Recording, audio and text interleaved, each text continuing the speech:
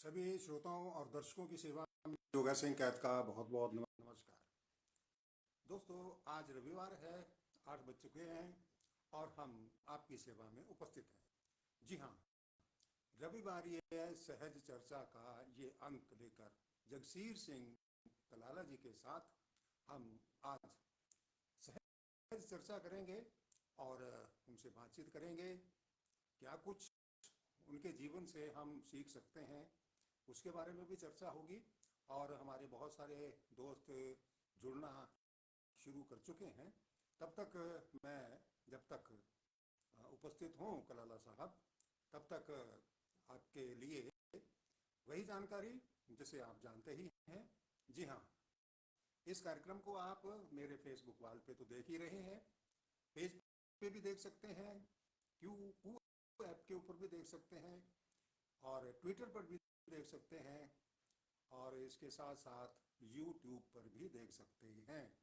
उसको आप सब्सक्राइब कीजिएगा, लाइक कीजिएगा, फॉलो कीजिएगा, ताकि हमें कार्यक्रम करने का हौसला बना रहे और आप सब लोगों का प्यार और दर्शकों की ढेर सारी संख्या हमें मिलती रहे, ताकि इसको हम आगे बढ़ा सकें।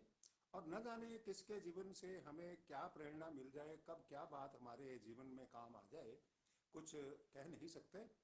सुनने के बाद ही पता चलेगा। कलाला साहब नजर आने लग गए हैं। वाहिगुरु जी का खालसा, वाहिगुरु जी की फतेह। कलाला साहब, वाहिगुरु जी का खालसा, वाहिगुरु जी की फतेह। कैसे हाल चाल हैं सर आपके? बहुत बढ़िया सर, आप सुनाइए। ठीक ठाक आपको देख हो? जी हाँ, पहले ये बताइए, मेरी आवाज अच्छी तरह आ रही है? बहुत बढ़िया, बुलंद आवाज आ रही है आपकी। और दिल्ली से हमारे बहुत ही प्रिय बड़े भाई डॉक्टर चरणजीत सिंह जी, जो बहुत ही बड़े साहित्यकार हैं, वो भी हमारे साथ सबसे पहले जुड़ चुके हैं। विनोद जी भी जुड़ चुके हैं और जो भी मेरे को पहचान में आ रहे हैं उनके मैं नाम ले धन्यवाद। रहा हूं, क्योंकि मेरे पास दूसरा मोबाइल नहीं है ताकि मैं कमेंट पढ़ सकूं, क्योंकि इस नए ढंग से कमेंट सामने मेरे आते नहीं है। अगर आपके पास कोई दूसरा फोन है तो वहां से आप कमेंट पढ़ सकते हैं और यथा योग्य उनको उत्तर भी दे सकते हैं। ठीक है सर, मैं कोशिश कर लेता हूँ। हाँ, देख कमेंट आ रहा रहे हैं हूँ मैं। आपके पास? आ रहे हैं? देख देख रहा हूँ मैं सर। हाँ, देख लीजिए ताकि उनके नाम पढ़ते चले जाएं, साथ साथ हौसला बना रहे हमारे दर्शकों का भी।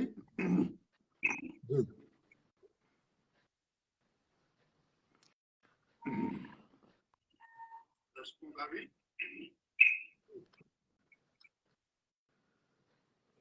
देखे कुछ? कमेंट कोई देख नहीं रहा। आप इसको अपने मोबाइल को खड़ा रखेंगे तो आपको ऊपर हमारी दोनों की फोटो नजर आएगी, नीचे सारे कमेंट नजर आएंगे। हाँ, आप इसको अपने मोबाइल को आवाज बंद कर दो इसकी। आप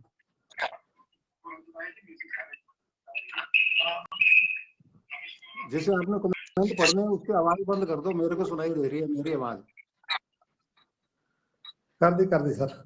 हाँ, अब ठीक है। काफी हमारे दर्शक जुड़ते चले जा रहे हैं हमारे साथ और आपकी आज्ञा हो तो कार्यक्रम का शुभारंभ किया जाए। रेडी हाँ सर? जी, जरूर। हाँ, हाँ, कमेंट बंद कर। एच आर जगरवाल जी जुड़ चुके हैं। एच जी आर जगरवाल जी राम बोल रहे हैं। राम राम भैया, राम राम। जी। हाँ, जितने नाम आपको पढ़ने में आ रहे हैं उनके सबके नाम पढ़ दीजिए, जितने लोग हमारे साथ जुड़े हैं। ठीक है, अभी तो मेरे को एक ही दिख रहे हैं, एच आर चलिए ठीक जगरवाल है। जी। हाँ जी। हाँ, जैसे नजर आए तो उनको आप पढ़ते जाइए और अगर कोई यथा योग्य उत्तर देने की जरूरत हो तो आप उसका उत्तर भी देते रहिएगा, क्योंकि सवाल आपसे पूछेंगे सारे मैं भी। ठीक है जी। और हमारे ठीक है। बहुत पुराने दर्शक भी हमारे साथ जुड़ते चले जा रहे हैं, तो कार्यक्रम को शुरू किया जाए फिर। हाँ जी, इंजीनियर भजन ध्यानचंद जी जुड़ रहे हैं। दोनों साथियों को नमस्कार बोल रहे हैं। ते स्वागत। गर्ल गोस्वामी, योगा सिंह जी, मैं आपका बहुत बहुत बड़ा फैन हूँ, सन 2004 से बोल रहे हैं वाह, आपको। धन्यवाद। हाँ, धन्यवाद जी। हाँ, इस तरह से आप पढ़ते रहिए। इंजीनियर साहब भी इस कार्यक्रम में भाग ले चुके हैं और हाँ जी। आज भी उपस्थित हैं। स्वागत है सब लोगों का। और डॉक्टर चरणजीत सिंह जी का विशेष स्वागत करता हूँ। उन्होंने बहुत प्रतिभाओं को इस मंच पे लाने में अपनी महत्वपूर्ण भूमिका निभाई है और आज आप हमारे साथ हैं। और आप अपना पूरा नाम अपने श्रीमुख से ही बता दीजिए। डॉक्टर साहब, मेरा नाम जगसीर सिंह कलाड़ा। पिंड पिंड कलाड़ा। ते जी, लेकिन अभी मैं खन्ना के पास पिंड जलनपुर में रह रहा हूँ, जो कि खन्ना से 7 किलोमीटर है। अच्छा, नजदीकी है। हाँ, डिस्ट्रिक्ट लुधियाना, जिला लुधियाना में पड़ता है जी। जी जी जी। ऐसा बोल रहे हैं, अभी लुधियाना का है, लास्ट पिंड है। अच्छा, हाँ, उससे डिस्ट्रिक्ट आगे कौन सा? फतेहगढ़ के बिल्कुल नजदीक है। अगर ये लास्ट लुधियाने का है तो उसके आगे फिर कौन सा शुरू हो जाता है डिस्ट्रिक्ट? फतेहगढ़ साहब जी। अच्छा, बॉर्डर के ऊपर है वहाँ। ठीक ठीक ठीक। हाँ, पटियाला भी नजदीक ही है। तो आप वहाँ क्या करते हैं कलाला साहब? सर, मेरी जो शादी हुई थी ना, 2003 में हुई थी इधर। मैं अपने ससुराल में रह रहा हूँ। 3 साल मैं अपने गांव कलाड़ा में रहा। उसके बाद इधर फैमिली में कुछ प्रॉब्लम ऐसी आई कि हमारे ससुराल वालों में मेरे 3 साढ़ुओं को और मेरी मिसेज की 3 बहनों को जहाँ पे इकट्ठा कर लिया। भाई, ऐसा नहीं है भाई, एक लड़की आकर चली गई, दूसरी आकर चली गई, तीसरी आकर चली गई, कोई पक्के तौर पे जहाँ पे रहो। ते थोड़ा बहुत माड़ा वक्त भी चला। ते उस वक्त के दौरान हमारी फैमिली में इधर 2-3 डेथ वगैरह हो गई। ते हमारे ओ, एक अंकल जी, सौरा साहब के भाई, उनकी डेथ हो गई। ते उनके फादर साहब से उनकी डेथ हो गई, मदर की। ते इस कारण मेरे को इधर आना पड़ा। 2006 से मैं इधर रह रहा हूँ, तकरीबन जी। 15-16 साल हो अच्छा जी। गए। तो आप क्या करते हैं? सर्विस करते हैं या कोई कारोबार? सर, मैं आपकी ना आवाज, हेलो। हाँ, कम आ रही है मेरी आवाज? हाँ, थोड़ा सा कम हो गई थी। अच्छा, हाँ, थोड़ा दोबारा वॉल्यूम बोलिए। बढ़ा लीजिए। हाँ, थोड़ा अपने मोबाइल का वॉल्यूम बढ़ा लीजिए थोड़ा सा। मेरा वो कम हो जाता है तो कई बहुत बार। आई। हाँ हाँ जी, हाँ हाँ। थोड़ा उसको बढ़ा लीजिए। हाँ, पूरा ही है। हाँ, बस ठीक है। फिर सही आ जाएगी। हाँ हाँ जी, अब ठीक है। हाँ, ठीक है। जी। हाँ, कुछ कह रहे थे आप? हाँ जी।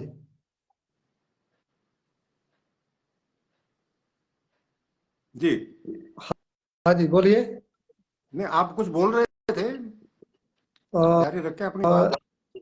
मेरे को ना उस वक्त आपकी आवाज नहीं सुनाई दे रही। चलिए, अब आ रही है। हाँ, अब आ रही है। हम्म। आप कुछ पूछ रहे थे मेरे थे। हाँ, आप बोल रहे थे, उसके बीच में ही आप उसको बात को जारी रखें परिवार की। हाँ, वैसे तो सर ऐसा है, मैं कारोबार कर रहे हैं या कोई सर्विस कर रहे हैं? सर्विस, मैं खन्ना ITI में जॉब कर रहा हूँ। ते वो एक प्राइवेट ITI है, उसमें लेकिन आना जाना थोड़ा कम ही है। तो बाकी मेरा एक ऑफिस बनाया हुआ है, दफ्तर। जी। वो नजदीक ही है, 3 किलोमीटर। ते हम्म हम्म। यहाँ पे मेरा एक बुक सेंटर है। ते साथ साथ मैं कुछ ऑनलाइन काम वो भी कर रहा हूँ। ते थोड़ा आदमी ने रोटी तो खानी हुई है, ठीक है ना। ते, 嗯 बिल्कुल। थोड़ा बहुत काम कर रहा हूँ। जी जी जी। हाँ जी। अभी मेरे को ऊपर जो दिखाई दे रहा है फोटो, उसमें हनीफ खान जी आपको देख रहे हैं सऊदी अरब से। वाह जी वाह, बहुत बहुत धन्यवाद। जी। और करणी वर्मा जी भी देख रहे हैं आपको, वो ज्वाइन होने के लिए कह रहे हैं, लेकिन आज अभी रविवार सह चर्चा का कार्यक्रम चल रहा है, इसलिए कलाला साहब को ही हम जोड़े हुए हैं और इन्हीं से ही हमारी चर्चा जारी रहेगी। जी हाँ जी। आगे। तो ये आपका जो है दाल रोटी का प्रबंध आपने कर रखा है। तो हाँ जी। हाँ जी। ये जो सारा कुछ आपने अभी संक्षेप में अपनी जीवनी बताई है छोटी सी, हाँ जी। तो इसमें ये आपको नावल लिखने की कहाँ से सूझ गई, कहाँ से प्रेरणा मिल गई आपको? सर ऐसा है, 2000 के आसपास ना मैं एक अखबार, लोकल अखबार चलाता था। उसका नाम जी। था लुधियाना हार्ट। है जी। 2000 के आसपास ना मैं एक अखबार चलाता था, लुधियाना हार्ट। अच्छा। हाँ, तो उसका नाम था लुधियाना हार्ट। वो एक वीकली पेपर था। तो उसके बाद में मेरे साथ कुछ और साथी जुड़ गए, तो फिर पेपर का नाम मालवे की आवाज रख दिया। अच्छा। तो वो पेपर इतना पॉपुलर हुआ, हमारे साथ बहुत सारे पत्रकार ते बहुत सारे लोग जुड़े। ते जब हमने उसका उद्घाटन किया था, ते उसी वक्त हमने रायकोट, लुधियाना डिस्ट्रिक्ट में एक रायकोट कस्बा है, वहां पे हमने उसका जो उद्घाटन है वो किया था। ते बड़ी जल्दी वो पेपर के साथ लोग जुड़ते गए। ते आज जो प्रेस रिपोर्टर का काम है वो बड़ा सरल है, लेकिन उस वक्त क्या था, हम वो पेपर को छपवाने के लिए जलंधर या चंडीगढ़ जाते थे। जैसे अच्छा। एक चार्ट ले लिया, तो उस चार्ट पे अलग अलग पत्रकारों की खबरें वो जोड़ लेनी है। तो ये एक वो अखबार जैसा बना लेना हाथ से। तो जो भी पत्रकार को हम ज्वाइन करवाते थे, उसको 3 खबरें देनी कंपलसरी सी, जरूरी सी। भैया हर पत्रकार एक हफ्ते में हमारे को 3 खबरें जरूर दे। ते कुछ ना कुछ पत्रकार ऐसे भी थे जो खबर देते थे, जहाँ कम देते थे, फिर उनको पूरा करने में हमें कोई ना कोई अपना आर्टिकल या कुछ और उसमें देते रहते थे। उसका, उस अखबार का जो विशेष था, वो डेली अखबारों से एक अलग सा अखबार था। जी। ते फिर वो एक चार्ट ले लिया, चार्ट के ऊपर अलग अलग खबरें लिखवा ली। फिर जी। सुबह 4 बजे 5 बजे उठना, ते वो चार्ट को लेकर चंडीगढ़ या जलंधर जाना, ते ਉੱਥੇ ਜਾ ਕੇ ਉਹ ਪੇਪਰ ਛਪਵਾਣਾ। ਤੇ ਫਿਰ ਉਹ ਵਾਪਸ ਆ ਕੇ ਤੇ ਉਹ पेपर ਦੀ ਅੱਗੇ ਜਿਹੜੀ सप्लाई ਆ ਉਹ ਕਰਦੇ ਹੁੰਦੇ ਸੀਗੇ।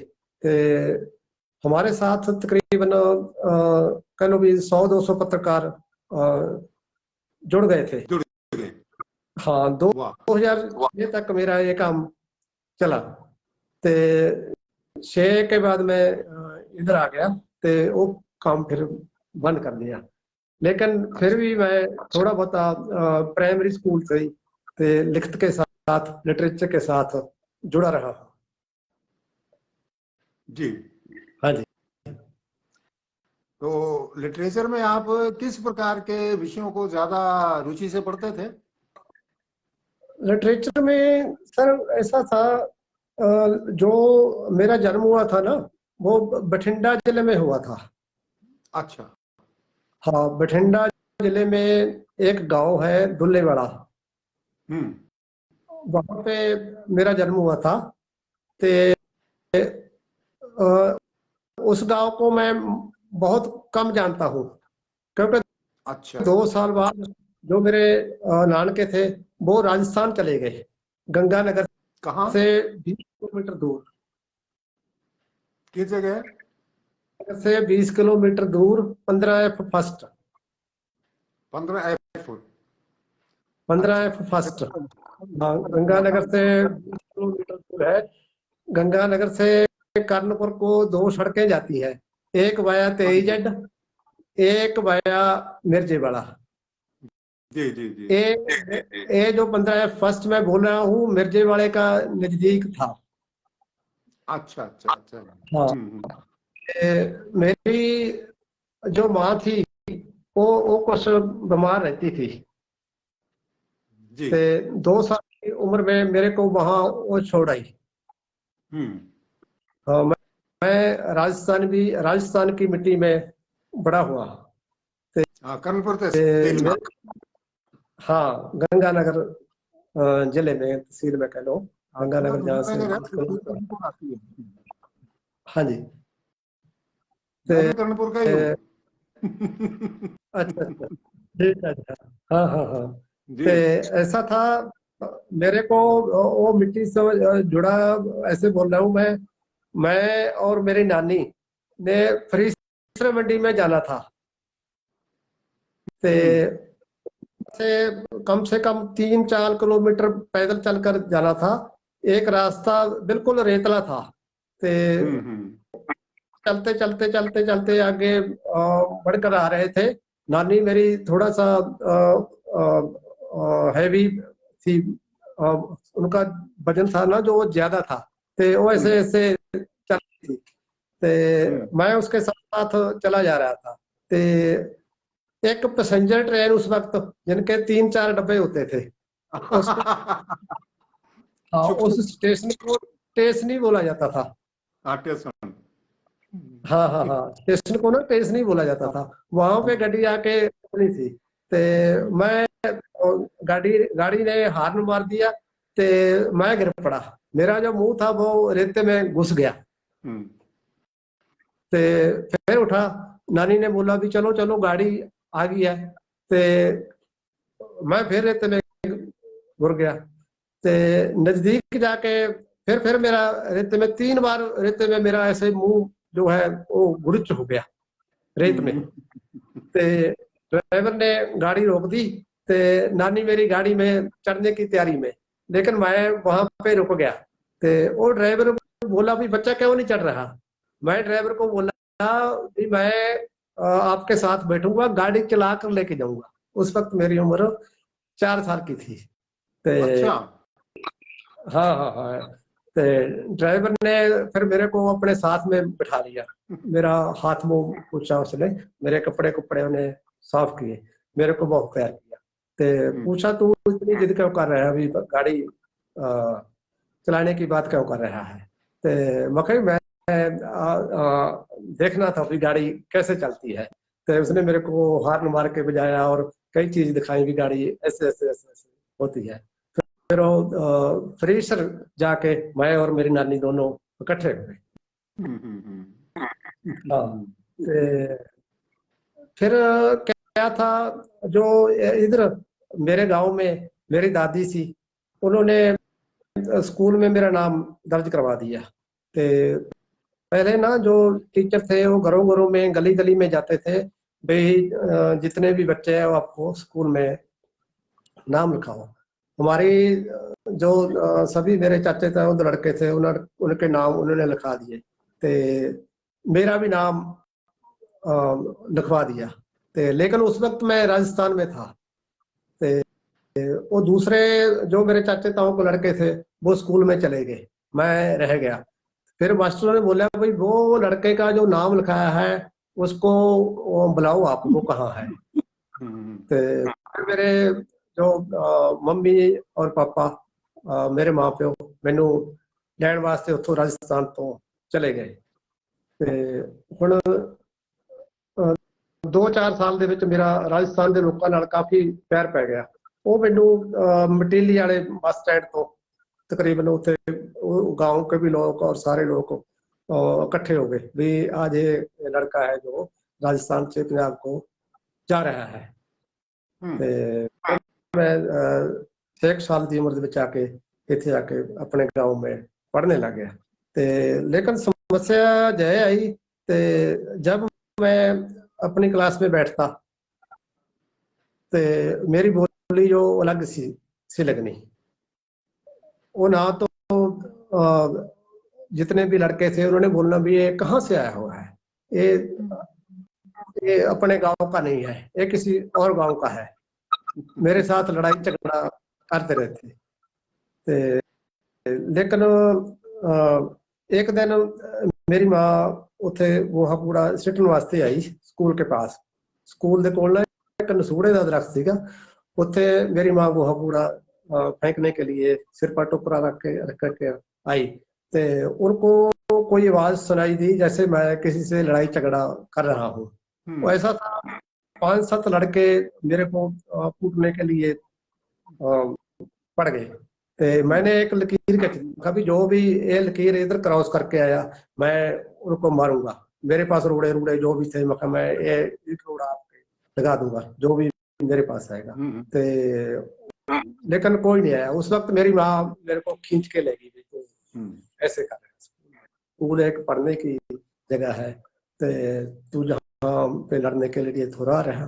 उसी वक्त ही हमारे टीचर आ गए। तो उन्होंने मेरी माँ को बोला भाई ये जो लड़का है आपका है? हाँ। उन्होंने बोला हाँ ये मेरा लड़का है। उन्होंने उनको बेनती की भी इस बच्चे को जरूर पढ़ाए। तो वो बोले कोई बात नहीं।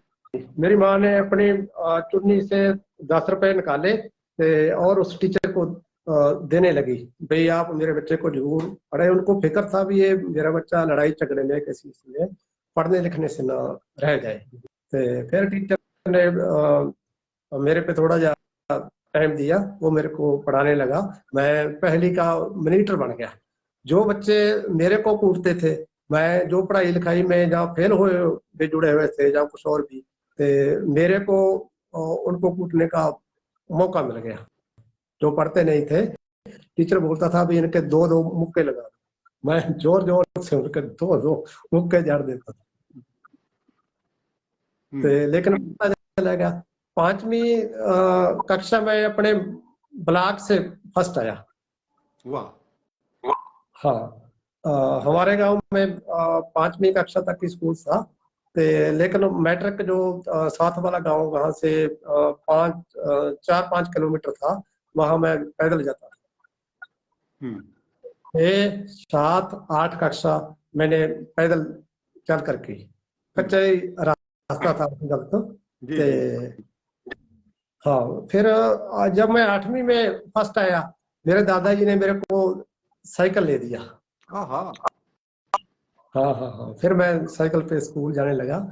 8वीं 9वीं 10वीं फिर मैं मैट्रिक शीनीवाल कला गांव है उतो की थी, वहां से मैट्रिक करने के बाद मेरे को 2 ऑप्शन थी। जहाँ तो एग्रीकल्चर यूनिवर्सिटी में BSc का प्रोग्राम था, ते जहाँ गुरु नानक इंजीनियरिंग कॉलेज लुधियाना में। ते उसी वक्त ऐसा हुआ एग्रीकल्चर यूनिवर्सिटी लुधियाना ने BSc में मैट्रिक वालों को एडमिशन बंद कर दिया, भी मैट्रिक वाला एडमिशन नहीं ले सकता। तो मैं फिर GNE में चला गया, गुरु नानक इंजीनियरिंग कॉलेज लुधियाना में डिप्लोमा इंजीनियर इलेक्ट्रिकल मेरे को मिला।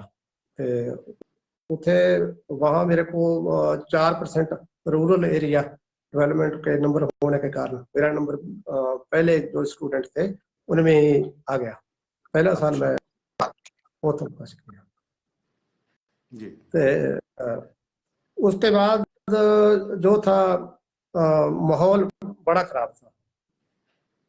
ये 88 से 92 88 तो 1988 तो 92 पंजाब में जो माहौल था ना वो बड़ा खराब था। लेकिन हमारे को जो डर था वो पंजाब में जो खाड़कू थे उनसे कोई डर नहीं था, क्योंकि वो भी गांव के लोग थे। जो डर था वो पुलिस से था। हम कमे न कमे हम लोग जो थे वो कॉलेज के हॉस्टल में नहीं रहते थे, बाहर रहते थे। उसका कारण ये था जो कॉलेज का हॉस्टल था ना उस पर शहीद भाई अमरीक सिंह हॉस्टल वो लिखा हुआ था। हमारे जो सीनियर थे उन्होंने बताया भी ਤੁਸੀਂ ਗਰੀਬ ਘਰ ਦੇ ਮੁੰਡੇ ਹੋ, ਗਰੀਬ ਘਰ के लड़के हो, ਤੁਸੀਂ पढ़ने वास्ते आए हो, आपने यहाँ पे पढ़ना ही है। ਤੇ हमारे जो खेतीबाड़ी वाले के जो होते ना पढ़ने, वो मान के हम बाहर रहते थे। ਤੇ कभी कभी उस वक्त कॉलेज में स्ट्राइक वगैरह हो जाती थी। ते मतलब हम आपका जो जीवन है वो बड़ा कष्टों से होकर के गुजरा। तो कुल मिला के बिल्कुल आपने कहाँ तक ग्रेजुएशन तक पढ़ाई की या आगे पोस्ट ग्रेजुएशन तक? मैट्रिक के बाद मैं इलेक्ट्रिकल का डिप्लोमा किया। उसके अच्छा। बाद एक साल की बिजली बोर्ड में, इलेक्ट्रिसिटी बोर्ड में एक साल की अप्रेंटिसशिप की। हम्म हम्म, हम्म। ते हाँ, तो मेरा ये पूछना था आपसे कराला साहब कि ये लिखने की तरफ आपका रुझान कैसे हो गया? ये प्रेरणा आपको कहाँ से मिली है? सर ना मैं फेसबुक पर जब ऐसा बोलो भी मैं पेपर में थोड़ी थोड़ी खबरें निकालता था। वो लोकल अखबार मेरा काफी पॉपुलर रहा। फिर मैं ਜਿਹੜੀਆਂ भी पोस्टां ਸੀਗੀਆਂ ਆਪਣੀਆਂ ਉਹ फेसबुक ਤੇ इंटरनेट ਤੇ वो थोड़ा ਬਹੁਤਾ लिख ਦਿੰਦਾ ਸੀਗਾ। ਤੇ ऐसा हुआ कुछ दोस्तों ने, मैं एक बार एक यात्रा का आर्टिकल लिखा। जैसे ਅੱਜ ਤੋਂ ਨਾ 70-80 ਦੇ ਵਿੱਚ ਜਿਵੇਂ ਇੱਕ ਬੱਸ ਚੰਡੀਗੜ੍ਹ ਤੋਂ राजस्थान ਨੂੰ ਜਾਂਦੀ ਆ राय सिंह नगर को, एक राय सिंह नगर से चंडीगढ़ को आ रही है। वो दोनों बसें 1-2 मिनट रास्ते में बातचीत करते थे ड्राइवर। तो इसी जैसी बातें देखकर मेरे दोस्तों ने मेरे को बताया भी आप इस पर कोई ना अपने कोई बुक लिखो, छोटा सा पैम्फलेट लिख दो। ते वो पैम्फलेट क्या, ते फिर एक नावल बन गया आगे बढ़ता बढ़ता। ये नावल, हाँ,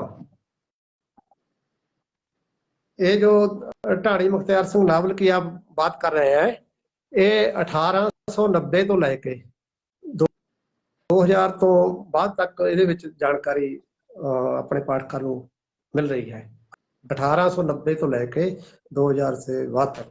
1890 में हमारे लोगों का क्या माहौल था कि उनका रहन सहन था। ते जैसे बोलो भी उस वक्त पाकिस्तान भी हमारे साथ ही था। हाँ जी, हाँ जी। हाँ, 1890 से लेकर 2000 से बाद तक। फिर उसमें जैसे नावल है तो जैसे राइटर होते हैं तो वो हाँ जी, उनके कुछ विशेष प्रकार के नाम रखते हैं। तो आपने अपने नावल का नाम रखा है ढाणी मुख्तियार सिंह। हाँ तो ये जी, हाँ ढाणी जी। मुख्तियार सिंह का क्या मतलब है? ये आपके नावल का असली कोई पात्र है या आपने कोई कहानी की बुनत करने के लिए अ, अपना कोई किताबी किरदार रखा है ये आपने? जो ढाणी मुख्तियार सिंह नावल का नाम है वो एक नावली नाम, काल्पनिक नाम है। अच्छा जी। ते जैसे हमारे जो खेतों गांव से ना दूर खेतों में कुछ गांव है उनको कोठे या डेरे बोलते हैं। उधर जब आप बठिंडा क्रॉस कर जाइए तो उनको ढाणियां बोलते हैं। हाँ जी, हाँ जी। गंगानगर और राजस्थान के एरिए में उनको ढाणियां बोलते हैं। हाँ जी। इसलिए मैं इसका नाम है जो ढाणी मुख्तियार सिंह रखा। ये एक कह लो भी मटीली गांव है, मटीली राठान, हाँ जी, है। साहेब सिंह वाला, उनके बीच एक जगह चॉइस की मैंने, ते वो जगह का नाम है। तो इसका क्या इस नाम नावल के साथ इसके अंदर कैसे आपने जोड़ मेल बिठाया? क्या सर ताल्लुक रहा कहानी के साथ नावल का? हाँ, वो ऐसा था जैसे आपने बोला मैं 1890 से स्टार्ट किया। 18 जी। 1890 ਵਿੱਚ ਜੋ ਲੋਕਾਂ ਦੇ ਨਾਮ ਕਿਸ ਤਰ੍ਹਾਂ ਸੀ, ਫਿਰ 1900 ਦੇ ਵਿੱਚ ਲੋਕਾਂ ਦੇ ਨਾਮ किस तरह से वो क्या करते थे। फिर 2000 के बाद तक जैसे मैं आपसे बोला ना भी आज जैसे पूरे इंडिया में गैंगस्टर वार चल रही है, इसी तरह आजादी से पहले ते उस वक्त भी एक डाकुआं ਦੀ ਲਹਿਰ ਚੱਲਦੀ ਸੀ, जैसे ਆਪਾਂ जग्गा डाकू लैलपुर वगैरह पढ़ते हैं। आपके दूरदर्शन पे भी एक गाना चलता होता सी, जग्गा डाकू का जग्गे मारे लैलपुर डाका। ते फिर 57 आ गई, 57 में जो नक्सलाइट मूवमेंट है ये बंगाल से स्टार्ट हुई थी, पंजाब में भी रही है। एरिया में फैलती फैलती 70 के आसपास है, पंजाब में भी रही है। ते उसके बाद जो था 70-80 ਦੇ ਆਪਣੇ ਪ੍ਰਾਇਮਰੀ ਸਕੂਲ ਤੇ ਹਾਈ ਸਕੂਲ, ਉਹ ਸਾਰੀਆਂ ਗੱਲਾਂ ਇਹਦੇ ਵਿੱਚ ਨੇ। जैसे कह लो ये नावल दा जी, आप कुछ बोल रहे थे? हाँ बोलो बोलो। हाँ जी, जैसे आज हर कोई आदमी कोई ना कोई काम कर रहा है। इस नावल ਦਾ ਮੁੱਖ ਪਾਤਰ ਹੈ ਜਿਹੜਾ ਉਹ ਉੱਠ ਗੱਡੀ ਤੇ ਕਿਰਾਇਆ ਭਾੜਾ ਲਾਉਂਦਾ ਹੁੰਦਾ ਸੀ। ਨਾਲ ਇਹਦੇ ਵਿੱਚ ਆਪਾਂ ਪੰਜਾਬੀ ਕਲਚਰ भी लिखा। आज जैसे हमारे नौजवान के ट्रक ट्राले चलते हैं, इधर हमारे देश में भी चलते हैं, विदेशों में भी ट्रक ट्राले चलते हैं। उस वक्त इस नावल का मुख्य पात्र उठ गड्डी ते किराया भाड़ा लाਉਂਦਾ ਹੁੰਦਾ ਸੀ 1900 ਦੇ आस-पास। ਤੇ हाँ ਹੁੰਦਾ ਕੀ ਸੀ, पंजाब में ना पिछले अरसे के दौरान ਜਾਂ तो जमा फ्लड आ जाते थे, हड़ आ जाते थे, ਜਾਂ ਜਮਾ ਸੋਕਾ ਪੈ ਜਾਂਦਾ ਸੀਗਾ। ਫਿਰ ਇੱਥੋਂ ਪੰਜਾਬ ਤੋਂ ਬਹੁਤੇ ਲੋਕ ਸ਼ਿਫਟ ਹੋ ਕੇ ਕੋਈ ਰਾਜਸਥਾਨ ਚਲਾ ਗਿਆ ਤੇ ਕੋਈ ਯੂਪੀ ਚਲਾ ਗਿਆ। ਇਹਦਾ ਮੁੱਖ ਪਾਤਰ ਫਿਰ ਪੰਜਾਬ ਛੋੜ ਕਰ ਰਾਜਸਥਾਨ ਚਲਾ ਜਾਂਦਾ। ਤੇ ਹਾਂ ਉਹ ਕੁਝ ਟਾਈਮ ਰਾਜਸਥਾਨ ਗੁਜ਼ਾਰਦਾ। ਤੇ ਇੱਕ ਵਾਰ ਪੰਜਾਬ ਦੇ ਵਿੱਚ ਕੋਈ ਡੈਥ ਹੋ ਜਾਂਦੀ ਹੈ ਤੇ ਉਹ किसी भोग पर आता, उनके रिश्तेदार होते हैं, वो उनको बोलते हैं भी आपका उधर राजस्थान में नया काम है, खेती बाड़ी का कुछ नया काम है, आप एक हमारे पास बैल है, एक ऊंट हमारे से ले जाए, उधर आप खेती गति का काम है जो चलाओ। ते वो जो नावल का मुख्य पात्र पंजाब से पैदल ऊंट लेकर चल पड़ता राजस्थान को। पहली रात वो अपनी बहन के पास कट लेता है। ते आगे चलकर जैसे बठिंडा आ गया, उस वक्त 70 के आसपास बठिंडा थर्मल बन रहा था। जिन आदमी ने बठिंडा थर्मल बनाया, बलबीर सिंह खोसा, वो हमारे नावल में एक पात्र है। वो उस वक्त इंजीनियर था, वो उसी वक्त वो थर्मल दी उसारी करवा रहा था।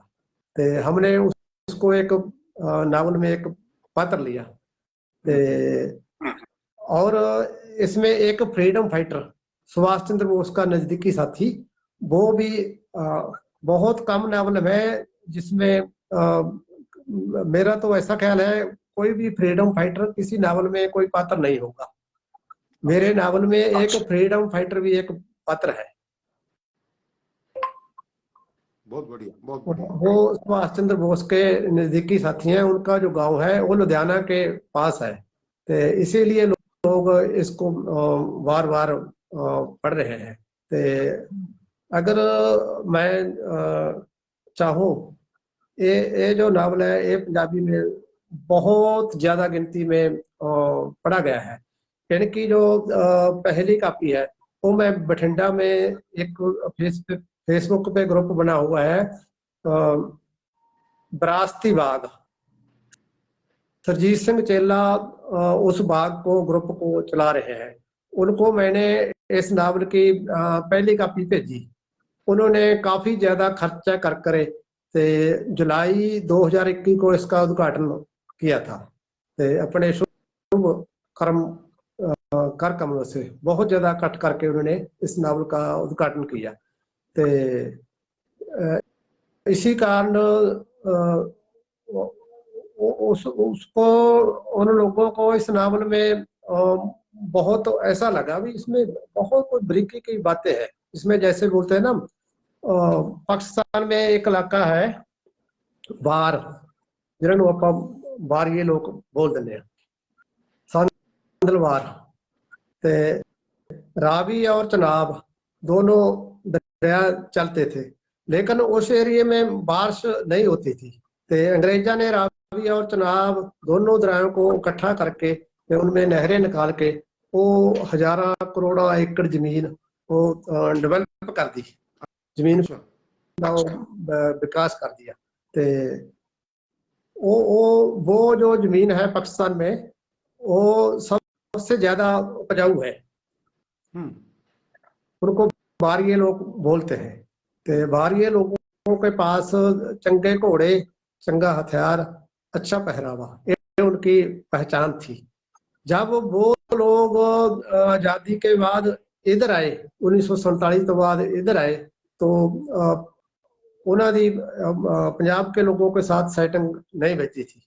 कोई ना कोई लड़ाई झगड़ा उनके साथ होता रहता था। ये जो मालवे के लोग, पंजाब के लोग सीधे साधे थे, लेकिन जो वो थे उनके पास चंगे घोड़े, चंगे हथियार, चंगा असला, ते थोड़ा बहुत उनकी टसल चलती रहती थी। ते इस करके 1970 ਦੇ ਵਿੱਚ ਇੱਕ ਵਾਰੀ ਦਾ ਕਤਲ ਹੋ ਜਾਂਦਾ। हम्म। वो एक असल घटना मेरे नावल में दर्ज है। सरजीत सिंह नाम का एक वारिया कत्ल हो जाता है। वो एक गांव है संत रामदासी, इनकलाबी कवि है संत रामदासी, उनका एक रहसर गांव है बरनाला के पास।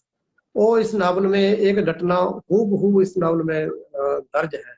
उनके बाप के बारे में जानकारी ते वो पाकिस्तान में उनके गाड़े चलते थे, बैलगाड़ी चलती थी, 100 गाड़ी बैलगाड़ी चलती थी। ते कितने ही उनके पास खाने दाने के लिए आदमी और रोजगार पर लगाए हुए थे उन लोगों के। जी। पूर्ण सिंह उसका नाम था पाकिस्तान में। फिर ऐसे ऐसे इसमें कह लो भी पाकिस्तान के लोगों के बारे में भी थोड़ा बहुत इसमें जानकारी है। काफी कुछ पढ़ने को मिल रहा है लोगों को। सारी बात मैं आपको नावल सुनाने लग जाऊं वो तो बहुत लंबा आप तो फिर खरीद के कौन पड़ेगा, है ना। हाँ आपने जो है जिज्ञासा बहुत पैदा कर दी मेरी भी, कि मतलब कि आपने बड़ी वास्तव में जिसने भी आपके नावल के बारे में कुछ कहा है कि बारीकियां हैं, तो हाँ बिल्कुल बारीकियां तो हैं ही, और छोटी छोटी घटनाओं को आपने बड़े सलीके से उसके अंदर पिरोया है। हाँ और ये हाँ बात हाँ आपकी बिल्कुल सही है। चलिए, इससे ये तो पता लग गया कि आपका नावल जो है वो कहाँ से चल करके और किन किन रास्तों से होते हुए कैसे कैसे अपने इस शक्ल सूरत में पहुंचा, और लोगों ने भी उसका स्वागत किया है। और हम भी आशा करते हैं कि निश्चित रूप से आप इसमें आगे बढ़ेंगे और ज्यादा से ज्यादा लोगों तक आपकी अप्रोच होगी और आपके नावल की अप्रोच होगी। न जाने लोग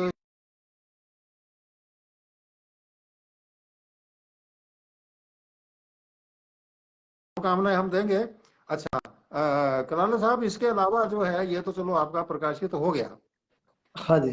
क्योंकि आप व्यस्त जीवन जी रहे हैं, और उसके साथ साथ क्या है कि लेखन का कार्य भी आपका मेरे ख्याल जहाँ तक है कि चल ही रहा होगा। आगे भी कुछ कर रहे हैं या बस एक नावल लिख के नहीं, बस आगे नहीं लिखना? नहीं सर, मेरे 2 नावल पेंडिंग पड़े हैं। अच्छा। मैं जितने भी राइटर है ना उनको एक बात बोलता हूँ भाई, बुक लिखने का, नावल लिखने का तभी फायदा है जब भी पाठक उनको पढ़े। हम्म। लेखकों में कुछ 18 नावल लिखने वाले भी हैं जिन्होंने 18 नावल लिखे हैं।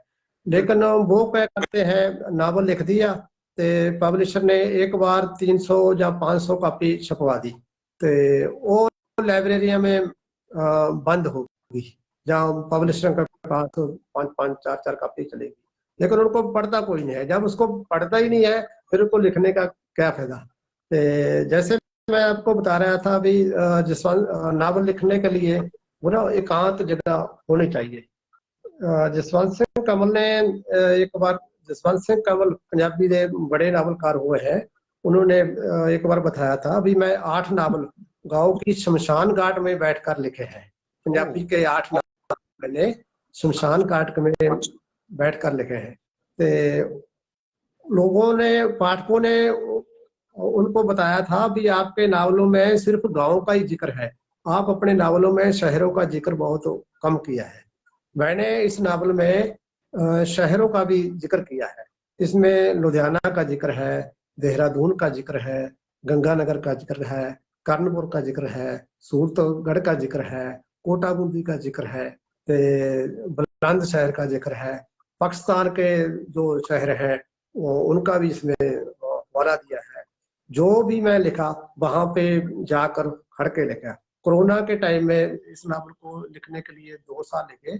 कोरोना के वक्त मैं राजस्थान में गया, तो जैसे अब हम बोलते हैं हिंदूमल कोट, हिंदूमल कोट एक अबोहर गंगानगर के विचकार एक जगह है, तो वहां पे एक हंसता बसता किसी वक्त शहर था हिंदूमल कोट। 1947 के दौरान वहां के लोग उठकर जो मुसलमान थे वो पाकिस्तान में चले गए थे, लेकिन जो अपने व्यापारी थे वो ज्यादा गंगानगर में चले गए थे। वो खंडर जैसे मकान उन लोगों के वहां पे खड़े हैं। एक स्टेशन है जहां से पाकिस्तान को एक लाइन जाती है, हिंदूमल कोट। हिंदूमल कोट का नावल का मैं जिक्र किया है। हाँ, और निशानी तो अभी भी है रेलवे लाइन की, अभी भी वो निशानी है अभी भी। जी जी जी। तो ये आपका सारा जो है लेखन प्रक्रिया अभी जैसे शुरू हुई है तो आगे बढ़ती जा रही है, और निश्चित रूप से जितनी बारीकियों से आप लिख रहे हैं तो निश्चित रूप से आगे बढ़ेंगे। और जो समय था उसने आपको प्रेरित किया लिखने के लिए, और लिखने के लिए आपकी जो भूमिका है वो पत्रकारिता ने तैयार कर दी थी कलम चलाने की। तो कहीं ना कहीं से आदमी को मोटिवेशन मिलता है, और ये नहीं है कि कोई बहुत बड़ा राइटर होने के बाद ही लिखेगा। नहीं सर, मैं लिखने के बाद भी बड़ा हो सकता है, कोई बड़ी बात नहीं है। तो बिल्कुल। हाँ जी। अच्छा, ये तो हुई बात आपके लेखन की। तो लेखन के अलावा आपकी रुचियां और क्या क्या रही है? लिखने के अलावा जैसे मैं अपने स्कूल में था ना, प्राइमरी स्कूल में, उस वक्त हर सैटरडे को, हर कह लो हर सैटरडे को, हर क्या बोलते हैं शनिवार को तो स्कूल में एक मनोरंजन का पीरियड होता था। उनमें अध्यापक है जो बच्चों को कुछ ना कुछ सुनाने के लिए, सभ्याचार प्रोग्राम सुनाने के लिए बोलते थे। हाँ हाँ, बाल सभाएं चलती थी। मैं उसमें कोई ना कोई प्रोग्राम सुनाता रहता था। जैसे बुक से ही कोई ना कोई पोएम, कविता लिख के पढ़ देनी। तो फिर जैसे हाई स्कूल आ गया, उसमें भी कुछ ना कुछ दी। फिर जैसे गुरु नानक इंजीनियरिंग कॉलेज लुधियाना में गया, तो वहां पे north India inter college youth festival था, बहुत बड़ा नॉर्थ इंडिया का फेस्टिवल था गुरु नानक इंजीनियरिंग कॉलेज लुधियाना में। पंजाबी लेखक है जसवंत सिंह जफर, ये उस वक्त स्टेज सेक्रेटरी थे उस वक्त।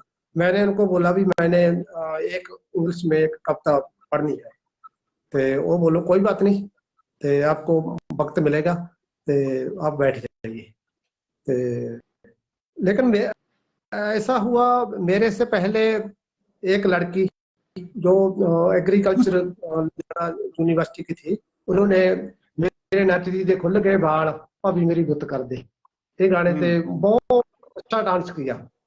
ते साथ साथ तालियां गूंजी उस लड़के के साथ। ते सेक्रेटरी ने तुरंत मेरा नाम बोल दिया भाई अभी जगसीर सिंह हमारे जो कॉलेज के नए आए हैं, वो हमारे को एक इंग्लिश में कविता सुनाएंगे। तो वो मैंने मन में सोचा मेरी कविता कौन सुनेगा। जब एक लड़की इतना सुंदर डांस करके गई हो, साथ साथ उसके तालियों से जो ऑडिटोरियम गूंज उठा हो, मेरी इंग्लिश में अंग्रेजी में कविता कौन सुनेगा। मैंने तुरंत प्रोग्राम बदला, तो एक शेर बटाल भी की एक कविता, तो वो मैंने पढ़ दी। कुड़ी जिहदा नाम मुहब्बत गुम है गुम है गुम है। वो जो लड़की बैठी थी वो सामने बैठ गई, मैंने उनको इशारे कर करके वो बोला, एक कुड़ी जिहदा नाम मुहब्बत गुम है गुम है गुम है। मेरी कोई आवाज भी अच्छी नहीं थी, कुछ मेरे को गाना भी नहीं आता था, कविता भी नहीं मानो भी पढ़नी नहीं आती थी। अच्छा। तो साथ साथ तालियों के साथ मेरा भी सभी दर्शकों ने वेलकम किया। हौसला बन गया। हाँ जी हाँ जी। अच्छा अच्छा। तो आपने फिर वहां तो पढ़ दी दूसरे राइटर की, तो आपने भी कुछ लिखा है क्या? हाँ, मैं भी लिखता रहता हूँ। हाँ। हम पंजाबी गीत लिखते ऐसा हैं, हिंदी गीत लिखते हैं, राजस्थानी, क्या लिखते हैं आप? हाँ, उनकी मैं कोई बुक नहीं छुपाई, जो भी मैं कविता लिखता हूँ उनकी कोई किताब नहीं छुपाई, क्योंकि मेरे को ऐसा लगता है कि कविता को बहुत कम लोग पढ़ते हैं। कहानी चलो लिखनी तो कविता भी बहुत मुश्किल है, कहानी भी बहुत मुश्किल है, लेकिन मेरे को ऐसा लगा भी नावल को सारे लोग पढ़ेंगे। ते मैंने पढ़ा कम है, समझा ज्यादा है। वाह। जैसे मैं जसवंत सिंह, हाँ जसवंत सिंह कमल का, हाँ हाँ हाँ। तो जब मैं लुधियाना में एडमिशन लिया था ना, उस वक्त कर दे दूध बेचकर हमारे को पैसे देते थे, तो इतने पैसे नहीं होते थे भी मैं कॉलेज की फीस भर सकूं या दूसरे लड़कों की तरह अपना खर्च उठा सकूं। तो मैं और मेरे साथी ने सोचा भी हम क्या करेंगे। तो लुधियाना में एक चौड़ा बाजार है, वहां पे हम रात को जाते थे। तो रात को नो एंट्री या वो खुल जाती थी, तो ट्रक ट्रुक वहां पे खाली करने जाते थे उस वक्त। तो एक बार हम पहली बार जब हम गए, तो हमको लगता था भी बहुत मुश्किल काम है काम करना। तो हमने 1-2 घंटे में वो ट्रक को खाली कर दिया। वो डब्बे डुब्बे टेप टूप ऐसे होते थे, कुछ ज्यादा वजन भारी नहीं था। वो हमारे को 50-100 रुपया दे देते थे 10-11 बजे के बाद रात को। फिर हमारे पास पैसा आया जब हम पढ़ते थे लुधियाना में। उसी वक्त हम साथ साथ काम भी करते थे, क्यों हमारे जो घर वाले थे उनके पास इतने पैसे नहीं थे। तो हम रात को चौड़ा बाजार में गाड़ी गुड़ी खाली करने के लिए जाते थे। फिर हमारे पास काफी पैसा आ गया, तो हमारे को खर्चने की चिंता बढ़ गई भी, इनको खर्चने का। तो हमने भी अच्छे अच्छे कपड़े पहने और अपने शौक है जो पूरा। लुधियाना में मैं लाइब्रेरी में जाता था, पढ़ते रहना, ठीक है ना, अच्छे अच्छे। उस वक्त जो माहौल था खराब था, कॉलेज में स्ट्राइक हो जाती थी। प्रोफेसरों ने मेरे को बताया हुआ था भी आप जब मर्जी आ जाओ, मैं आपकी क्लास में पढ़ूंगा। मैं अकेला जाके भी प्रोफेसर के पास क्लास लगा, वो मेरे को पढ़ा देते। काला साहब जी, मैं यहाँ थोड़ा सा आपको मैं वापस उसी मुद्दे पे लाना चाहूंगा, हाँ क्योंकि जी सहज चर्चा है तो सहजता से बात चलती रहती है। तो जिस खाड़े में पानी डल गया उसी खाड़े में ही आगे चलता रहता है, मौके जी। मांगे नहीं देखता। तो मेरा ये था कि आपने कोई कविता, कोई गजल, कोई गीत कोई लिखा है तो वो सुनाइए। आप, छपने की बात नहीं है, तो जब छपेगा, हाँ जब छपता रहेगा, तो वो अगर आपके कोई याद आता है तो वो सुनाइए। ये था मेरा हाँ निवेदन। हाँ जरूर। हाँ, अ, वो सुनाइए आप। जब मैं लुधियाना से पढ़कर गांव में गया ना, तो गांव में जाकर एक स्पोर्ट्स क्लब बनाया, youth welfare and sports club. हम्म। उनमें हम कुछ यूथ अवेयरनेस ड्राइव, नौजवान को चेतन करने के लिए, जैसे एड्स आ गया, कैंसर आ गया, जो भी बीमारी ठुमारी आ गई, उनको नशों से बचाना, सामाजिक गतिविधियां, खेलों के साथ नौजवानों को जोड़ना, ये हमारा काम था। तो मैंने यूथ क्लब में अपने बराबर के लड़के हैं उनके साथ काम किया, जो 10 साल मेरे से छोटे हैं, जो जी। 10 साल मेरे से बड़े थे, काम किया। तो उसी वक्त हम कोई ना एको का प्रोग्राम भी बीच कर लेते थे। जैसे कोई कवि दरबार हो, वो चलता रहता था। तो एक बुजुर्ग थे, वो हमारे को बोलते थे कि आप कविता बहुत अच्छी लिखते हैं, भी वो लिखो, कविता की तरफ आप बढ़े। लेकिन हुण आदमी की जो रुझान की भरी लाइफ है, उसमें लिखना भी बहुत मुश्किल काम है। लेकिन फिर भी मैं थोड़ा थोड़ा कवि दरबार में भी जाता रहा हूँ, कोई ना कोई कविता बोल देता था। तो आपकी फरमाइश पे मैं एक कविता जरूर सुनाऊंगा। जी, स्वागत है। वो जो कविता ना, जैसे आज यूक्रेन और रूस की लड़ाई चल रही है, यूक्रेन और रशिया की लड़ाई चल रही है, ऐसी मान लो दो देशों, दो कंट्रियां कोई लड़ाई लग गई, तो मान लो भारत और पाकिस्तान की लड़ाई चल पड़े। वहां पे एक दरख्त है, दरख्त के ऊपर एक जानवरों का आलना है, तो पक्षी बैठे हुए हैं। लड़ाई के दौरान वो क्या सोचते हैं, कि आदमी कैसा है, वो मेरी कविता में आपको सुनने में मिलेगा। तो मान लो बार्डर ते लड़ाई लग जाती है, इंडिया की मान लो ते पाकिस्तान की लग जाओ, ਜਾਂ रूस की ला लो, यूक्रेन की ला लो। ਤੇ ਉੱਥੇ ਇੱਕ ਦਰਖਤ ਹੁੰਦਾ, ਦਰਖਤ ਦੇ ਉੱਤੇ ਇੱਕ ਘੁੱਗੀ ਆਪਣੇ ਆਲ੍ਹਣੇ ਤੇ ਬੈਠੀ ਹੁੰਦੀ ਹੈ, ਤੇ ਘੁੱਗਾ ਕਹਿ ਲੋ, ਦੋਨੋਂ ਉਹ ਆਪਸ ਵਿੱਚ ਜਿਹੜੀਆਂ ਬਾਤਾਂ ਕਰਦੇ ਨੇ, ਉਹ ਇਸ ਕਵਿਤਾ ਵਿੱਚ ਲਿਖੀਆਂ ਹੋਈਆਂ ਨੇ ਮੇਰੀਆਂ। वाह जी, ਦੋਨੋਂ ਪਾਸੇ ਤੋਪਾਂ ਨੇ, ਦੋਵੇਂ ਪਾਸੇ ਸਿੰਨੀਆਂ ਤੋਪਾਂ, ਹਾਕਮਾਂ ਦੇ ਮਨ ਖੋਟਨੀ, ਸਾਂਭ ਲੈ ਘੁੱਗੀਏ ਸਾਂਭ ਲੈ ਆਪਣਾ, ਸਣਿਆਲ ਨਾ ਬੋਟਨੀ।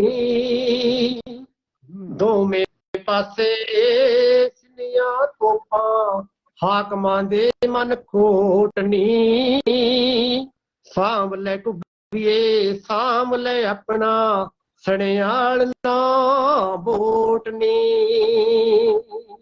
ਇਹ ਇੱਕ ਘੁੱਗਾ ਇੱਕ ਘੁੱਗੀ को बोल रहा है। आगे आदमी के बारे में बता रहा है। ਇਹ ਸਰਹੱਦਾਂ ਦੇ ਬਣੇ ਮਾਲਕ, ਜਾਨਾਂ ਕਤਲ ਕਰਾਉਂਦੇ ਨੇ। ਇਹ ਸਰਹੱਦਾਂ ਦੇ ਬਣੇ ਮਾਲਕ, ਜਾਨਾਂ ਕਤਲ ਕਰਾਉਂਦੇ ਨੇ। ਪਿੱਛੋਂ ਘੇਰਦੇ ਮੱਛਦੇ ਹੰਝੂ, ਮੌਤ ਆਂਕੜੇ ਲਾਉਂਦੇ ਨੇ। ਇਹ ਸਰਹੱਦਾਂ ਦੇ ਬਣੇ ਮਾਲਕ, ਜਾਨਾਂ ਕਤਲ ਕਰਾਉਂਦੇ ਨੇ। ਪਿੱਛੋਂ ਘੇਰਦੇ ਮੱਛਦੇ ਹੰਝੂ, ਮੌਤ ਆਂਕੜੇ ਲਾਉਂਦੇ ਨੇ। ਸਾਡੀ ਕੋਈ ਨਾ ਗਿਣਤੀ ਮਿਣਤੀ, ਜਿਹੜੇ ਮਰਨ ਵਿਚਾਲੇ ਝੋਟ ਨੀ। ਸਾਡੀ ਕੋਈ ਨਾ ਗਿਣਤੀ ਮਿਣਤੀ, ਜਿਹੜੇ ਮਰਨ ਵਿਚਾਲੇ ਝੋਟ ਨੀ। ਸਾਂਭ ਲੈ ਘੁੱਗੀਏ ਸਾਂਭ ਲੈ ਆਪਣਾ, ਸਣਿਆਲ ਨਾ ਬੋਟ ਨੀ। ਸਾਂਭ ਲੈ ਘੁੱਗੀਏ ਸਾਂਭ ਲੈ ਆਪਣਾ, ਸਣਿਆਲ ਨਾ ਬੋਟ ਨੀ।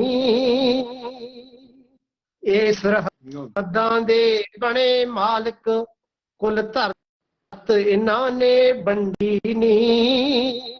ਉਹ ਘੁੱਗਾ ਘੁੱਗੀ ਨੂੰ ਬੋਲਦਾ ਵੀ ਇਹ ਸਰਹੱਦਾਂ ਦੇ ਮਾਲਕ ਬਣ ਬੈਠੇ ਨੇ, ਸਾਰੀ ਧਰਤੀ ਇਹਨਾਂ ਨੇ ਆਪਸ ਵਿੱਚ ਵੰਡਤੀ।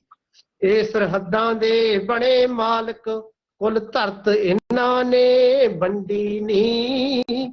ਹਰ ਟੁਕੜੇ ਨੂੰ ਮਾਂ ਨੇ ਆਖਦੇ, ਮਾਂ ਵੀ ਇਹਨਾਂ ਨੇ ਖੰਡੀ ਨੀ।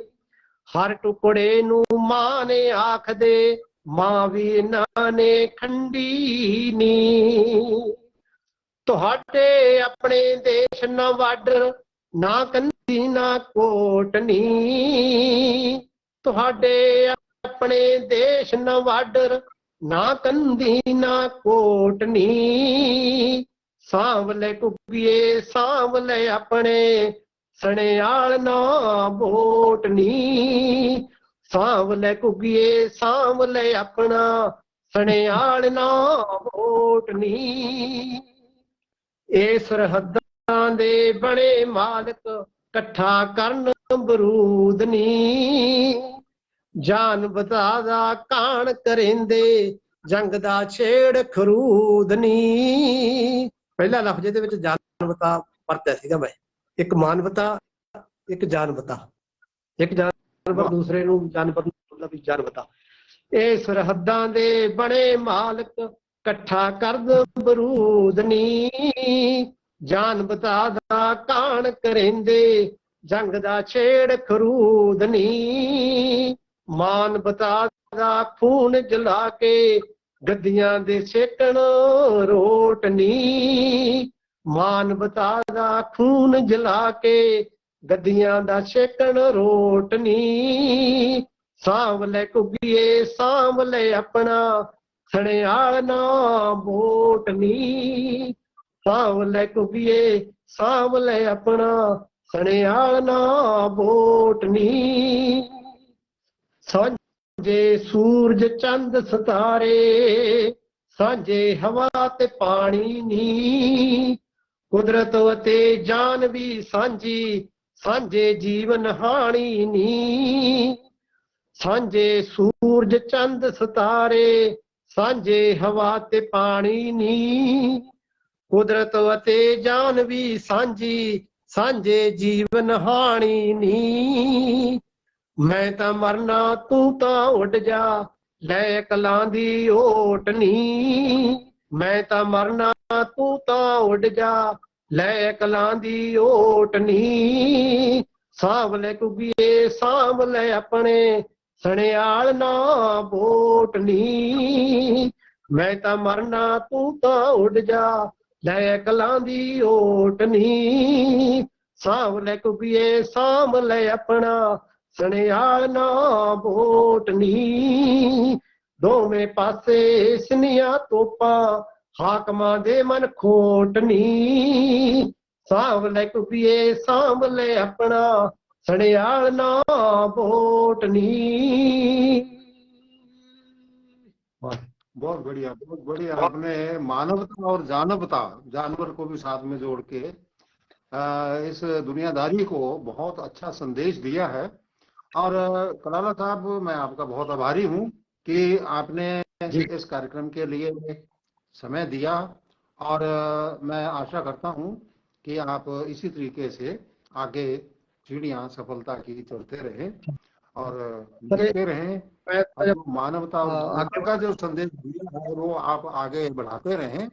और मैं इसी के साथ ही आपको मेरी तरफ से, मेरे दर्शकों की तरफ से बहुत बहुत शुभकामनाएं और धन्यवाद देना चाहूंगा। और साथ में ये भी शुभकामनाएं कि आप हमेशा स्वस्थ रहें, व्यस्त रहें, मस्त रहें। बहुत बहुत धन्यवाद। सत श्री अकाल, नमस्कार। कुछ आप कहना चाहें संदेश के रूप में तो स्वागत है। आप अपने पाठकों को, आपके श्रोतों को एक संदेश देना चाहता हूँ। जैसे गुरु नानक देव ने सभी देशों की यात्राएं की है, उनमें 3 संदेश मुख्य दिए हैं। कीर्त करो, नाम जपो, पढ़ सको। ते उन्होंने ये भी बोला है, पवन गुरु, पानी पिता, माता तरत महत। जो पवन है, ऑक्सीजन है, वो सारे मनुष्यों की गुरु है। ਉਹ ਆਕਸੀਜਨ ਨੂੰ ਬਚਾਉਣ ਦੀ ਖਾਤਰ, ਹਵਾ ਨੂੰ ਸਾਫ਼ ਰੱਖਣ ਦੀ ਖਾਤਰ ਸਾਨੂੰ ਅੱਛੇ ਦਰਖਤ ਬੂਟੇ ਲਾਉਣੇ ਚਾਹੀਦੇ ਨੇ। ਤੇ जब मैं हर साल 100 दरख्त लगाने की कोशिश करता रहता हूँ, 100 दरख्त लगाता हूँ। ते जैसे जो पानी है, पवन गुरु पानी पिता, पानी है जो सारी सृष्टि का पितामह है। इस जो धरती है हमारी, इस पर H2O है, 2 अणु है, वो हाइड्रोजन के हैं, एक ऑक्सीजन का है। इसलिए पानी को जीवों का पितामह माना जाता है। पवन गुरु पानी पिता। ते जो पानी है वो भी हमारे को निर्मल साफ रखना चाहिए। ये हमारा सारे मनुष्यों का फर्ज बनता है। ते जो धरती है उनको हमारे को साफ वृक्षों से हरा भरा, जैसे उनकी कटाई नहीं करनी चाहिए, ज्यादा खाद सफे वो नहीं बरतनी चाहिए। ते ये गुरु नानक देव के संदेश को हमने घर घर को पहुंचाना चाहिए। ये जो अकलां दा ओट, ये भी शब्द उन्होंने वरत्या। अकली साहब सेविए, अकली कीता दान। हर काम जिहड़ा मनुख नूं अकल नाल करना चाहिए रब तो डर के। धन्यवाद बहुत बहुत का। मैं आपके स्रोतों का, आपके जो भी साथ जुड़े हैं उन सभी का अपने हार्दिक दिल से धन्यवाद करता हूँ। सत श्री अकाल जी। वाहिगुरू जी का खालसा, वाहिगुरू जी की फतेह। शुभकामना। Thank you. हाँ।